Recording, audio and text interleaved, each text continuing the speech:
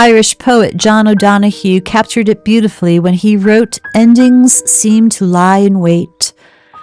On these gray November days, I sense the endings and not just the changing of the seasons, which brings so much busy work.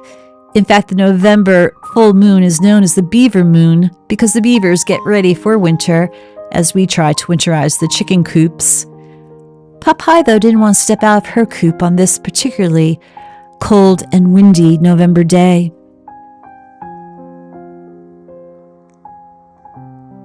Endings seem to lie in wait. What John O'Donoghue wrote became so real to me on this morning when I realized that Pot Pie was now at the heavenly Stonewell.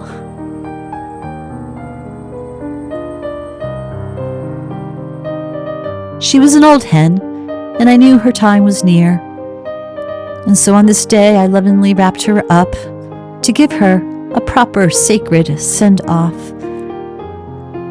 knowing that she is now with her sister Biscuit in a place where the daffodils will never ever stop blooming, and I'm left with the memory of her soft cooing to hold on to.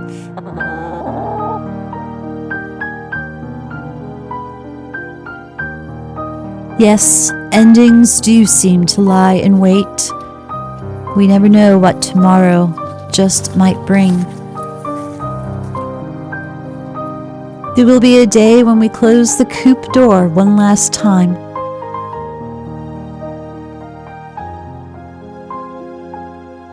When we light a candle to remember a loved one. As the rain turned to our first snow this season, I was in awe. You see, when Sophie, my first Bernese mountain dog, passed away, I wanted her to get one more snowstorm. She died in March, and it didn't happen. But the very next day, the first day after her passing, it snowed. And the snowflakes on my face were like licks from heaven. And so I promised that the first snow of the season I would sprinkle her ashes on her hill, and I did. And when Reverend my cat died, I sprinkled his ashes, but this was in the season of Easter. And sure enough, on Easter morning, there was a light snow that fell as I sprinkled his ashes. And now, here, there is snow for Pot Pie. A coincidence? I don't think so.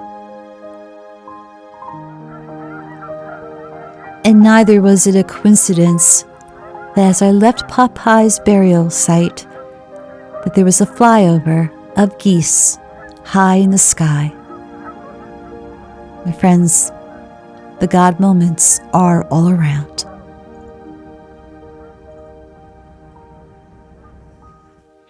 Well, welcome, my friends, to Old Stonewell Farm, and I truly do welcome you because this is a time when I do need friends around, and I want to thank all of you in advance for the condolences over the loss of Pot Pie. Now, I know some people will say it was just a chicken, and I have talked about that before when I lost my other hens, but this is different. This has really impacted me in ways that I didn't expect it to.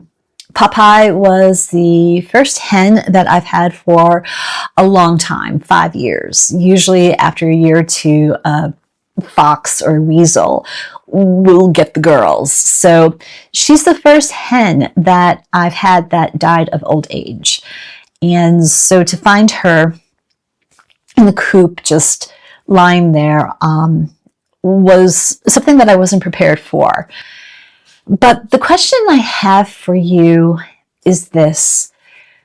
In these moments that your world kind of stops, or you find yourself walking in slow motion, or in the times of grief, have you ever looked back a week ago or 2 weeks ago before it happened and marvel at the signs that were there, signs of comfort that were almost kind of preparing your heart for dealing with a loss?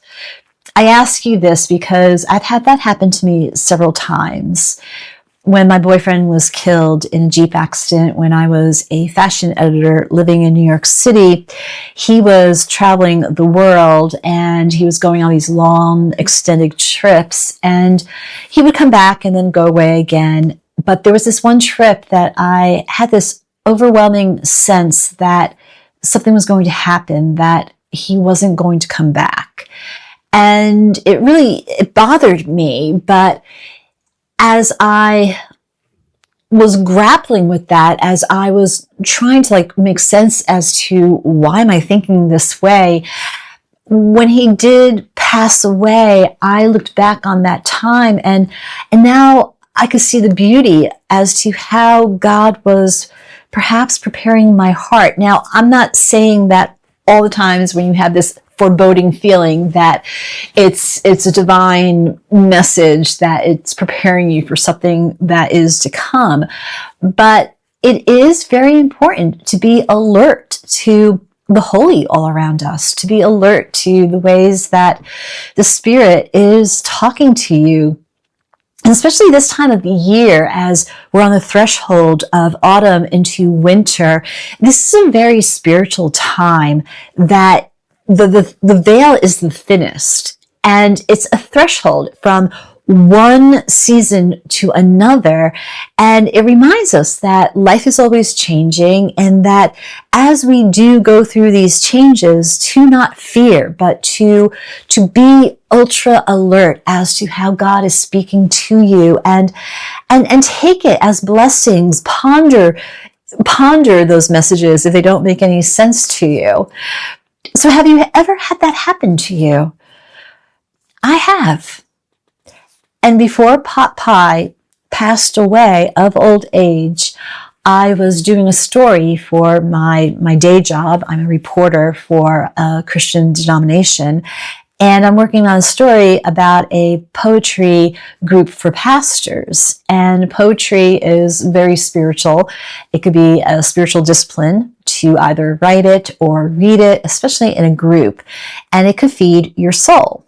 So many of you know that I do adore poetry. So of course I wanted to do this story for the news organization.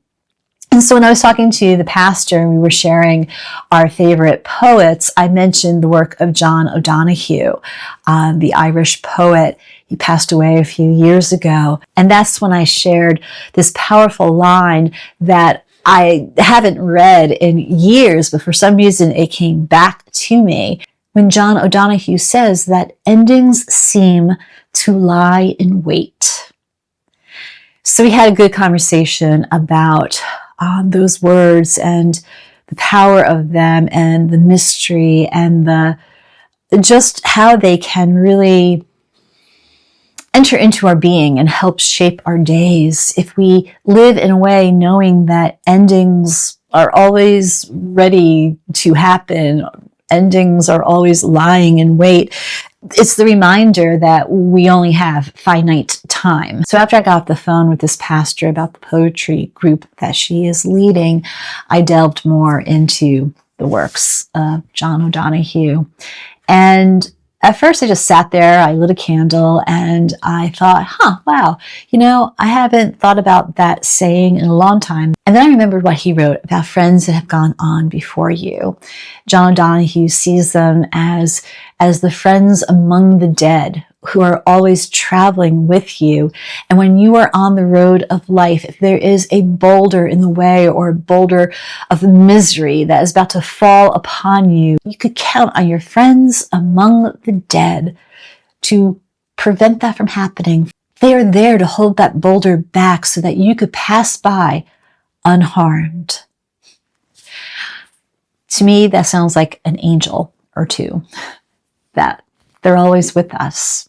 So in the days after Pot Pie's passing, I've been pondering a lot about death and life and the thin veil that is there, and then also about the messages that God sends to us to prepare our hearts. Again, I haven't read that line from John O'Donohue in years, and it just came to me, and then a week or so later, really meant a lot to me, those words, as I buried pot pie and as I look at her empty coop. A coop, by the way, which was brand new.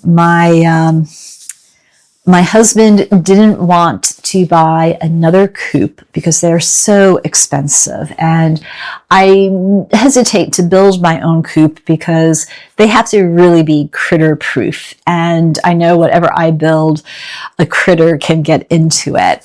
But Popeye wasn't getting along with the new, younger chickens, not at all. She's old and she was set in her ways. And so I needed another location for her.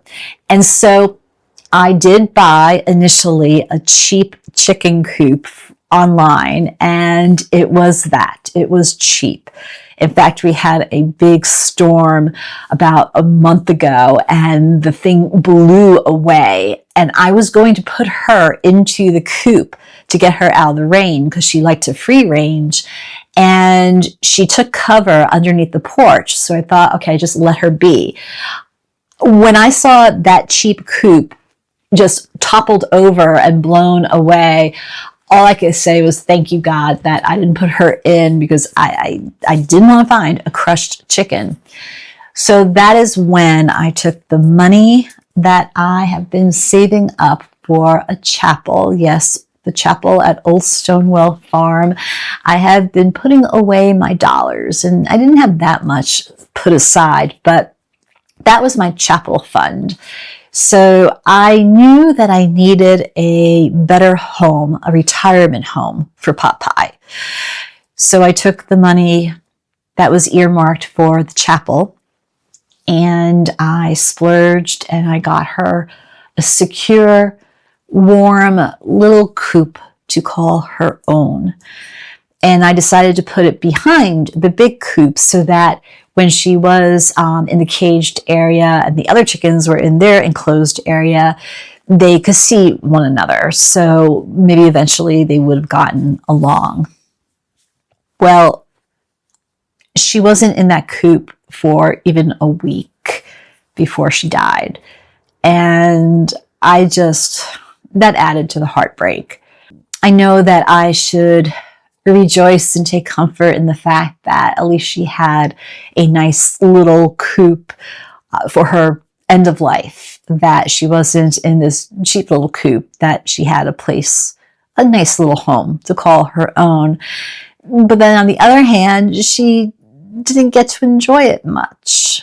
So, and of course, my husband, when I told him that Popeye had died, and he just looked out where the coop was, and he was like, and after you spent all that money that you were saving up for your chapel, and now it's empty.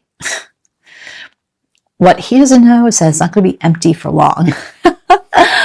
I don't know if I'm ready to get more chickens. I have my hands full with the Swiss heritage chickens. They are feisty, but you know what? It's not a waste. It is good to have an extra coop, because in case I do have to separate some chickens, or if a chicken is sick, or in my case, it looks like I have 3 roosters and 5 hens out of the new batch. So I'm not going to be able to keep 3 roosters. I might keep 1. I think some people have 2. I think they could get along, but I don't think 3 roosters would get along. So now I have an extra coop if I have to separate the roosters until I find a new home for 1 or 2 of them. But still, that added to the heartache that I just got her new home, and she only had a few days in it to enjoy. And that heartache reminded me again that we don't know when our time is going to be. And so don't waste the time. Get the new coop for a retired old hen. Build the chapel. Darn it, build the chapel. Save the money. Do it. Go for your dreams. Live today. Live. On top of all this, I have a lot of deadlines that are pressing down on me, in addition to the news stories that I am working on, the one that I just told you about the poetry for pastors. It's going to be a fun story. I'm really getting into it. But on top of all that, I'm also writing a devotional for this denomination, and it's due in a week. And of course, when you're writing a devotional for each Sunday, the deadlines are way ahead. So I'm talking about Easter right now. We're heading into Thanksgiving and the Christmas holidays, and here I am having to write about Easter. So in the middle of all this heartache and my poor pot pie and the money that I took from my chapel fund for her retirement home that she didn't get to enjoy, all of this is just pressing in on me, and I'm on deadline having to write about Easter and resurrection. And so the other day when I went out to Pot Pie's little grave to put that little turnip lantern, and I will talk to you more about that turnip lantern. That's going to be the next time we visit together, because that has ties to the Celtic Advent and St. Martin's Day. It's a Swiss tradition, so I will share more about the turnip lantern. But when I was walking out to put the turnip lantern on her little grave area and some berries, I was walking and I remembered the devotional that I wrote for Easter morning about Mary walking to the tomb, and it's still dark, early morning. The sun has not broken through yet. And in this account of that resurrection story, she's alone. She's not with the other two women. Mary walks alone in the dark of early morning with a heavy heart, broken heart. And she is on her way to prepare the body of her friend, Jesus. And I focused on that walk to the tomb and how each step she took must have been so painful. We know that when we are grieving and we find it hard to even get up or get out of bed, when we have to do something, it is so hard, it seems, at times to put that one foot in front of the other, to keep going, not knowing what the future is going to be when everything just seems so uncertain, and the tears are just clouding your vision, and it's just overwhelming. You don't want to continue to move forward, and yet you have to, and we know those steps can be so painful. So I was writing about that, and that's when I realized as I was writing that, what she didn't know was that with each painful, mournful, grieving step forward, she fought through it. She continued to persevere to get to the tomb. She didn't realize that each painful step was leading to joy unimaginable. In her walk of grief, she had no idea that it was taking her to happiness, to hope, that she would see the risen Lord. So when I went to Pot Pie's grave, holding the turnip lantern, and I took those steps, and I know it was just a chicken, but she had a special place in my heart. So when I took each step, I thought about Mary. And I thought about how in life, when death happens, when death takes someone dear to us away from us, or maybe a death of a dream, I've spoken many times about that. Those deaths can be just as painful as losing a loved one. But when that happens, we have to keep taking a step through our grief, a step with great faith, knowing that we keep moving forward in faith, because as we keep moving forward in faith, we will be greeted by hope. by joy, by life once again renewed. God always has a plan, and God will get us through our sadness, our times of mourning.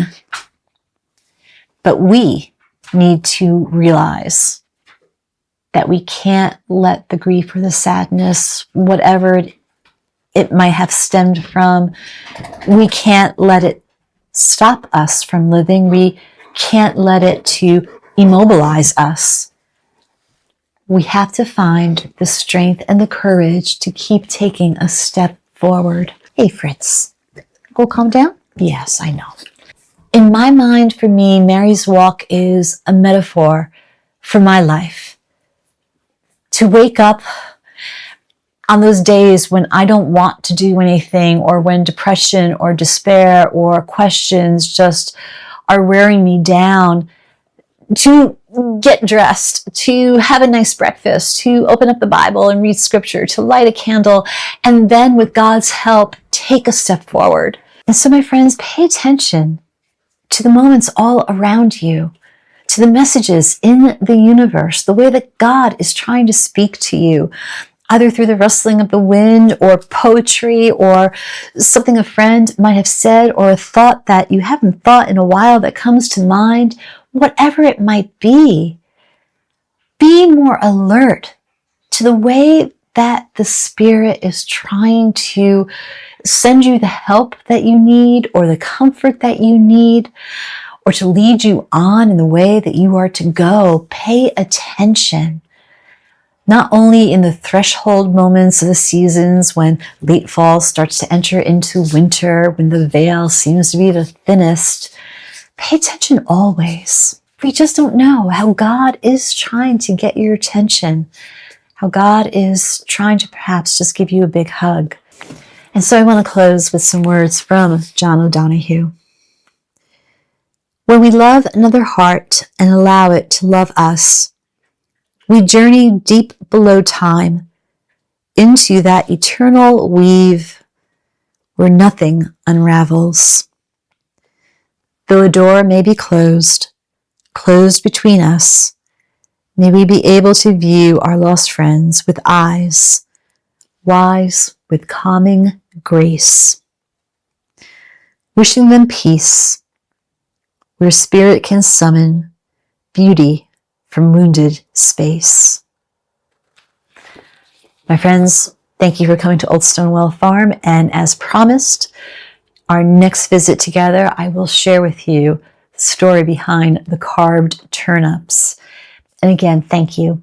Thank you always for being supportive of Old Stonewell Farm, of being part of it, and being part of this beautiful thing that God has created, a caring and praying community. So until next time, God bless.